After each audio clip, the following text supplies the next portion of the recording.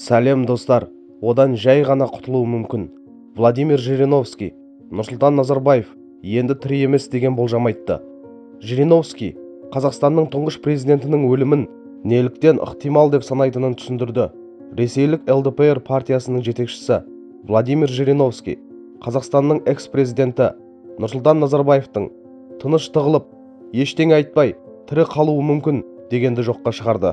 Онымен республикадағы соңғы оқиғаларды бақылайтын кейбір ресейлік сарапшылар да келіседі.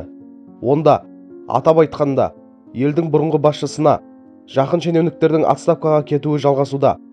Қазақстанның тұңғыш президенті Нұрсұлтан Назарбаев өлген болуы әбден мүмкін. Менің ойымша, ол көп уақыт бұрын қайтыс болды. Баяғыда қайтыс болып жерленіп қойған мұсылмандар бірінші күнде жерлейді.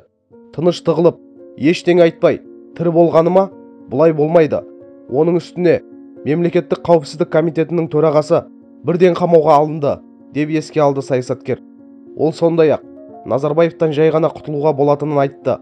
Жириновскийдің болжамы бойынша адамдар елдің бұрынғы көшбасшысына қарсы қару алды. Ресейлік депутат шығыста бұл қалыпты жағдай деп қосты.